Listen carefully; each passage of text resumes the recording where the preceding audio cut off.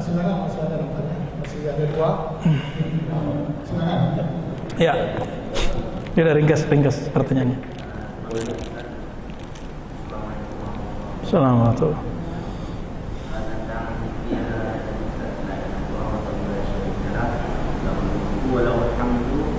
Ada yang menambah video ini di sunnah itu pernah kita baca fadilahnya berbeda. Yang pakai video ini dengan yang tidak pakai video itu tidak fadilah. Pertanyaannya, apakah memang masing-masing jika itu tetapi ada tambahan atau kekurangan, sebenarnya khasiat atau fadilahnya berbeda. Sama seperti pertanyaan yang lapas terakhir kita, itu kan banyak yang lapas terakhir kita. Apakah masing-masing perawi mendengar beda versi dari Nabi SAW diriwayatkan kita dengan banyak versi tersebut, atau itu tergantung kepada kekuatan perawi sendiri atau kekuatan sahabat ini hafalan mereka sehingga itu disampaikan kepada kita. Kalau kita menggabungkan itu semua boleh, atau sebenarnya tidak boleh. Ini dibaca khusus niatnya Mu'tazilah. Yang satu lagi yang seperti ini yang ada lafaz tertentu atau yang tidak ada lafaz tertentu, pertinanya beda lagi. Itu khasiatnya beda lagi. Baik. Ya, dua-duanya benar, Ustaz. Ya. Jadi Nabi kasih contoh, man qala la ilaha illallah wahdahu la syarika lah lahul mulku wal hamdu wa huwa ala kulli syai'in qadir. Lalu ada tambahan yuhyi wa yumiit. Al ajru ala qadri ta'ab, begitu kaidahnya. Diambil dari hadis Abu Daud tentang kisah Sayyidah Aisyah. Rahasia dari ganjaran pahala itu berdasarkan kadar lelahnya orang beramal. Orang yang baca yuhyi wa yumiit lebih banyak gak usaha, effortnya daripada yang gak pakai. Saya cuma baca la ilaha illallah, beda gak dengan yang nambah lahul mulku? Beda ya? Begitulah kira-kira. Maka imam kita, para imam kita sepakat, beda zikrullah, beda natijah zikir. Beda zikrullah, beda efek zikir. Maka zikir yang ada istighfarnya, astaghfirullah, dengan zikir yang cukup Rabbighfirli, itu beda efek di kalbu. Subhanallah bihamdi, subhanallah azim, itu beda dengan cuma sekedar subhanallah, itu beda. Ya. Nah, rahasia-rahasia ini hanya bisa dimengerti oleh orang yang mau merasakannya.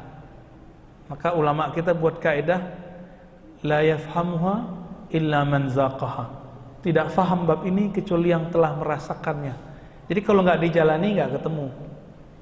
Jadi hadisnya itu emang digabung. Ini satu mazhab, yang satu lagi kalau hadis begitu aja, itu saklek. Yang benar manhajul jam'i, digabung. Ya, itu yang afdal. Maka Imam Nawawi mengatakan, jika kamu ketemu hadis lafaznya bagaimanapun, amalkanlah walaupun cuma sekali, bahkan itu pun dhaif, amalkan. Itu Imam Nawawi. Ya, silakan diamalkan dengan semua versinya. Ya. Itu juga di dalam sholat, kita bisa boleh. Dalam lafaz tahiyat. Saya kalau iftitah saya gabung antara wajahtu dengan Allahumma ba'id baini. Ya, biar jadi NU Muhammadiyah, Muhammadinu. Ya. Mungkin satu lagi terakhir, tentang juga dia dengan memohon ada cara lain. Mungkin satu lagi terakhir, silakan. Ya. Silakan. Silakan. Assalamualaikum warahmatullahi wabarakatuh. Assalamualaikum.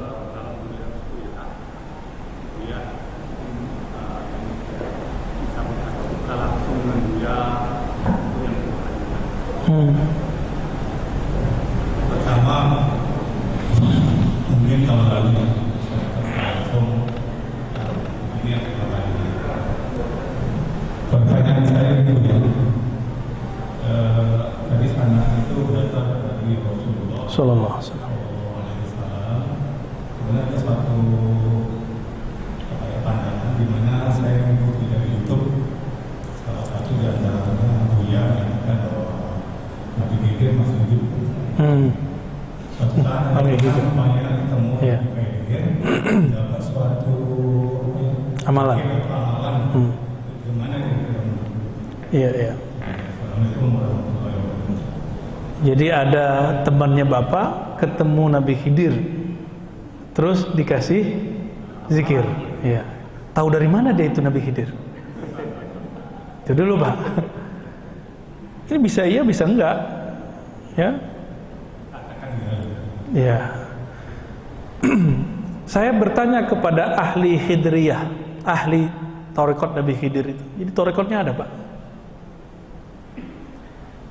Kalau kita mengalami kejadian ini, tahu dari mana kalau ini beneran Nabi Khidir atau itu setan?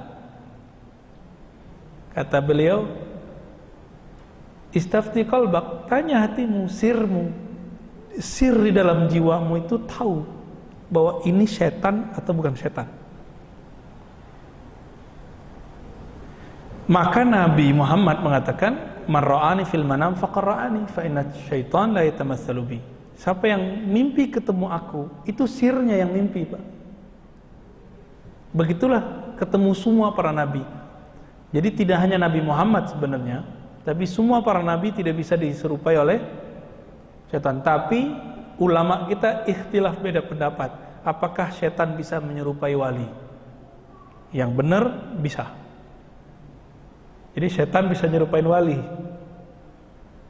tapi tidak bisa menyerupai Nabi, kecuali ulamanya kita tahu namanya dan ulamanya pewaris dan kita bersanad kepada ulama tersebut, insya Allah itu garansinya.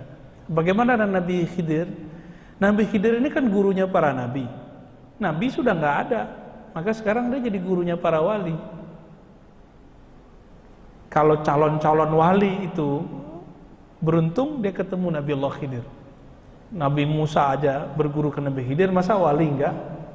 Oh enggak ada, Ustaz, semua orang terdahulu udah mati. Ya itu pemahaman ente, kan ayatnya enggak ngomong tentang Nabi Khidir mati.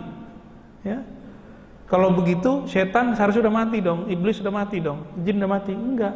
Jin itu kalau enggak dia berperang sesama mereka atau terbunuh karena berperang dengan manusia, dia enggak mati-mati, Pak. Jin.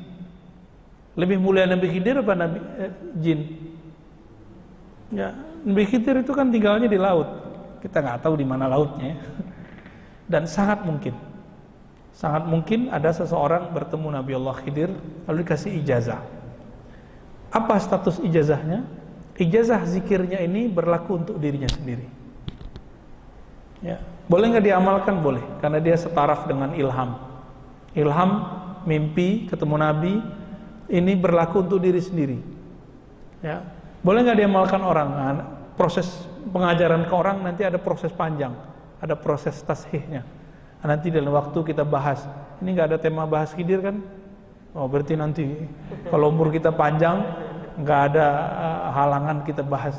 Pembahasan khusus, Pak. Saya bedah kitab kecil, kita buat daurah nanti ya.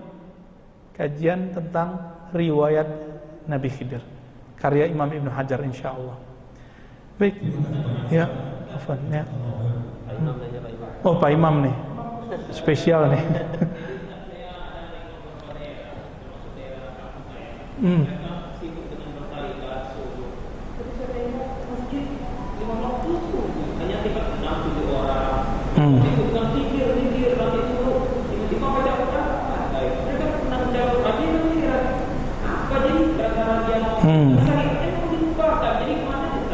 Itu salah tarekatnya atau salah dia? Ya, ada orang dibacain Quran kesurupan, salah Quran apa salah orang yang kesurupan? Di kampung Bapak, Pak Imam, orang bertorikot jarang ke masjid. Di kampung saya kebalikan. Ya, di Jawa, di Jakarta, orang baru dapat roti punya rajin sholat. Jadi itu urusannya bukan sama tarekot, urusannya orang ini diajarin ilmu zikir, tapi dia nggak diajarin ilmu fikih.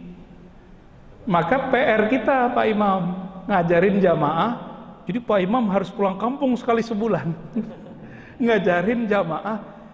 Jadi harus belajar zikir juga biar dia percaya bahwa Pak Imam ini bukan jamaah yang nyusup, bukan ustadz yang anti dengan mereka. Ini survei, saya kan dari kecil sudah hidup dengan mereka. Kemudian baru ikut macam-macam aliran. Dan emang krisis fikih. Sejak kapan? Semenjak terjadi Gestapo itu dulu.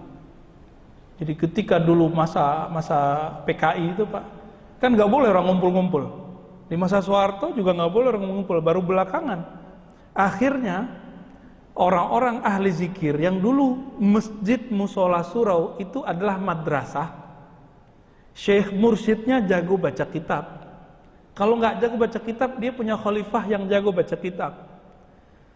Bercerailah antara surau dengan madrasah. Maka sekarang coba lihat di negeri kita, mohon maaf ya, rata-rata Sumatera kecuali Aceh, itu masjid surau tarekat sudah pisah dengan pesantren. Bapak kalau ke Jawa enggak? Ke Jawa pesantren plus tempat suluk. Jadi ahli zikir ini enggak jauh-jauh dari ahli kitab. Enggak jauh-jauh. Ini kurangnya kita Pak. Ngakulah antum punya ijazah macam-macam yang orang bertarekat, tapi ngaku aja bahwa kemampuan berdalil kurang. Dan saya langsung nanya, bahkan banyak yang langsung datang. Mursyid tarekat masih meragukan dia apa yang diamalkan, udah berijazah. Kenapa? Cuma diajarkan zikir tapi tidak ajarkan fikih. Jadi PR kita Pak Imam, semoga nanti bisa menyadarkan kita semua nih. Ya, semoga belajar fikih, belajar zikir bisa berjalan beriringan. Ya, Allahumma shalli ala nabiyina Muhammad. Assalamualaikum warahmatullahi wabarakatuh. Bapak Ibu jemaah Allah sudah bersejak pada Muhammadiyah. Alhamdulillah dan jemaah kami kelompok jemaah maksudnya mengucapkan terima kasih kepada pihak